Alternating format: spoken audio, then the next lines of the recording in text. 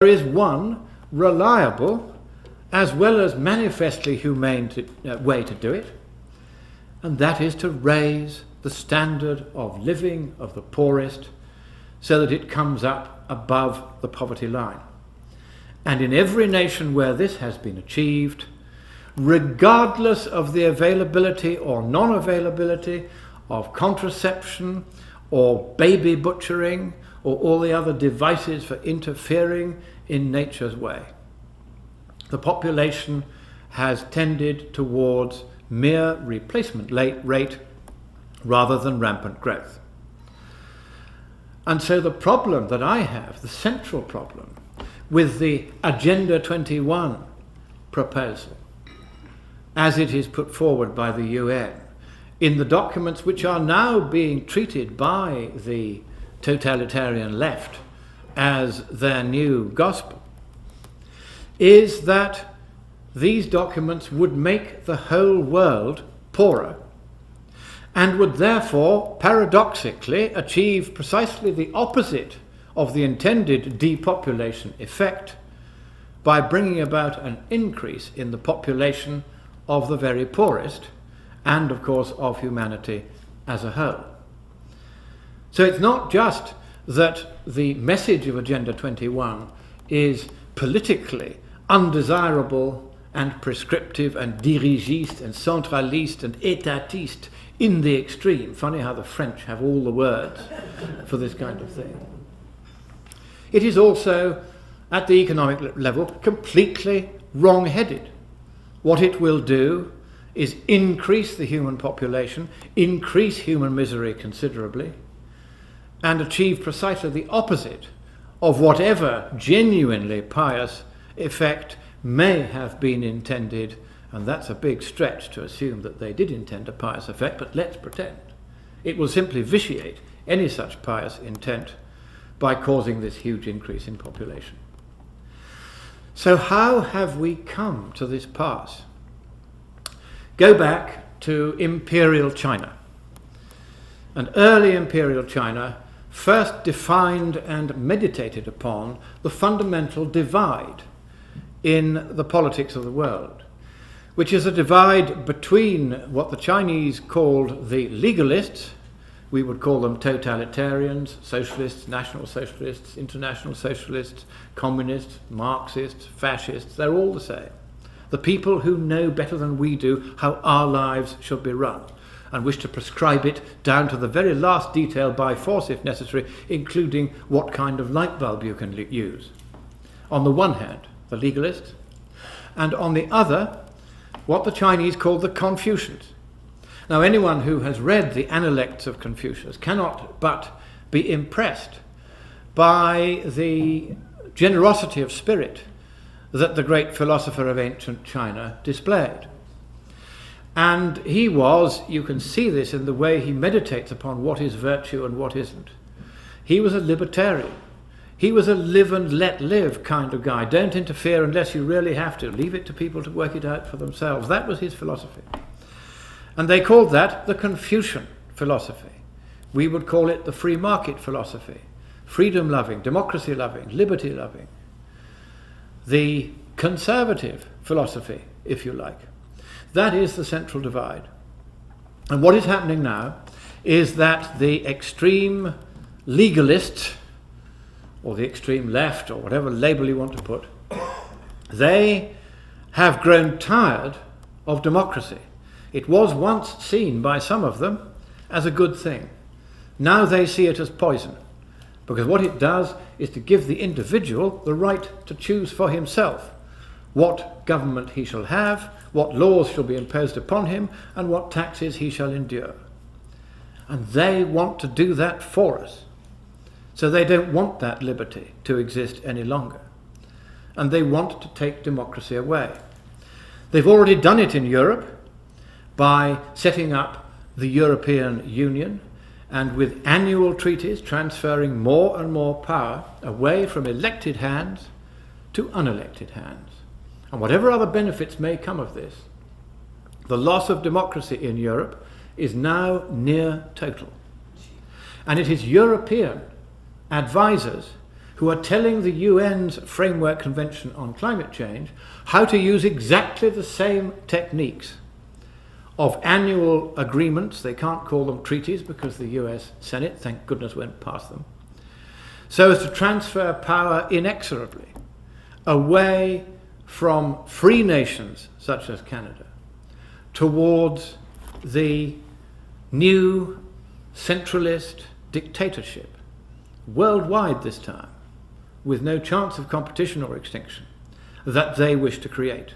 And you may say, as members of the International Free Press Society, what has the press to say about this? Well, let me quote what they say about this.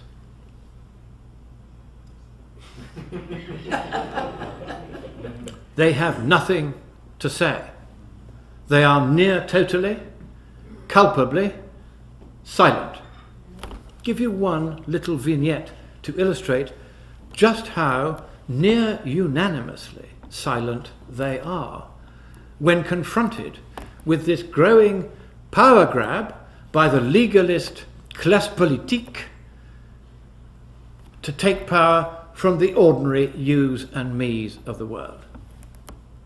In Durban last December, there was the latest of the annual UN Climate Gab Fests, at which, just like all the previous ones, a written agreement was produced, transferring yet more power from the hands of elected countries where they have them to the unelected central regime. And among the provisions in this exciting document of several hundred turgid pages of UN bureaucraties, described by the UN's former head of the Documentation Centre as transparent impenetrability, they said that they were going to set up an international climate court to which only Western countries could be dragged because they hadn't paid enough Danegeld to the UN Framework Convention, which effectively would become the new world government. Only Western countries could be hauled before this international climate court, and of course troublemakers like Monckton, who say there isn't that much of a problem with the climate, and even if there was, it would be cheaper to do nothing about it. They were also going to give rights of legal personality to Mother Earth. Mother Earth, God bless her, if you go to Tibet and you go to the largest mountain overlooking Tibet, its name in Tibetan is Tsumulangma. This means Goddess Mother Earth. Well, hey, those people in Tibet might like to know the Goddess Mother Earth now has rights of legal personality. She can sue. And this is very much part of the theme of the Agenda 21, which is that we must give rights to the birds and the trees. And they must now be able to sue in the person of any busybody who wants to intervene and say that any capitalist enterprise that wishes to cut down a tree or build a factory is harming the planet and must be stopped and hauled before the International Climate Court. So that was another of the ludicrous proposals. There's just one more I'll mention, and that is that the carbon dioxide concentration of the planet, now approaching 400 parts per million by volume on average. It's probably about 1100 in here just at the moment, because I'm talking rather a lot and emitting a fair amount. They were going to cut that from 400 to 200 parts per million by volume. And the effect of that reduction would have been to reduce the net primary productivity of plants and trees so very greatly, because CO2 is their food, that many species would have died out altogether, all would have become less productive, and mass starvation, not only of humans, but of animals feeding upon these plants and trees, would inevitably result. But that was one of the options actually listed for serious discussion in this draft conclusions of the conference. Now, how many of you have heard any of those provisions mentioned in any mainstream news medium that you have seen? No. And there is the test, not a hand goes up. Because these provisions, which were in the document, were not mentioned, as far as I could discover, by any news medium whatsoever. They were all there at Durban.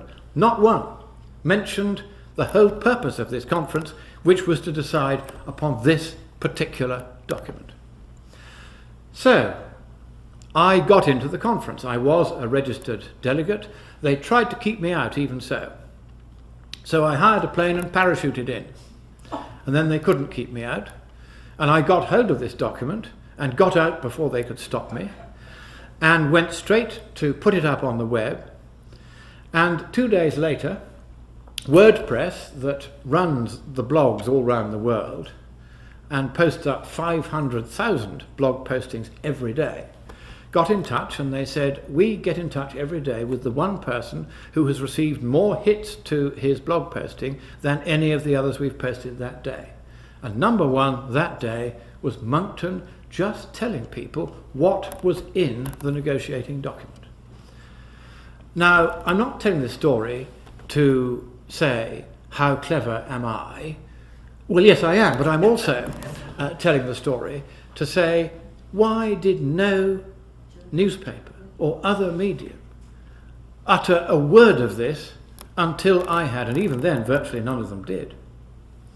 It is because the newspapers themselves have largely been taken over by a narrow political faction, the legalists again, and they would regard it as contrary to their political views to allow the truth of this matter, or of any matter related to it, such as we're not getting the amount of warming the IPCC predicted, etc., etc., ever to be mentioned where a large number of readers could ever hope to see it.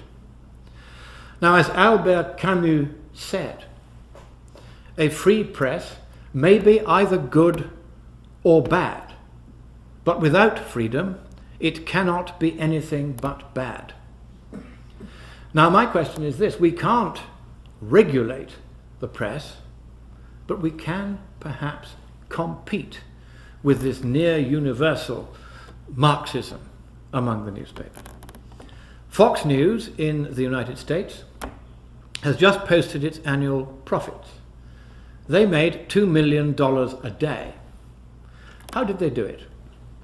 From a standing start 17 years ago, they now have more than half the news audience of the United States.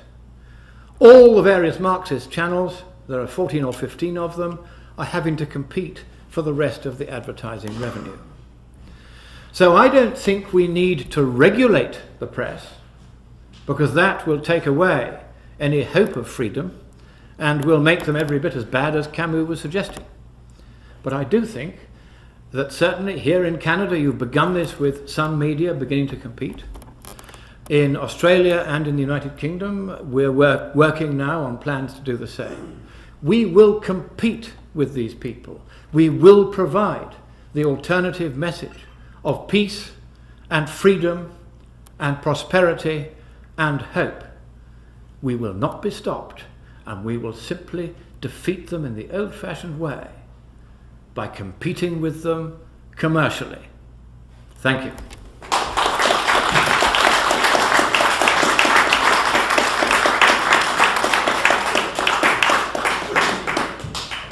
I'm not sure how we do the time. Okay, so we have to leave shortly, but we can maybe take a couple of questions. Sure, yeah. If anybody has a question. Is global warming a little piece of Agenda 21 or how does this fit in? It's all part of the same nexus. Global warming is the one they had hoped would be the mainspring that would achieve it all for them.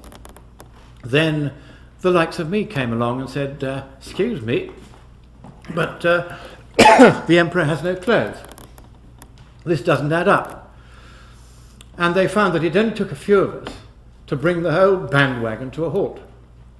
So they all jumped onto the sustainability bandwagon, into which they will subsume the global warming thing and it will gradually fade away. And so it's all part of the same process. They just need always an excuse to shut down the West, to reduce us back to the level of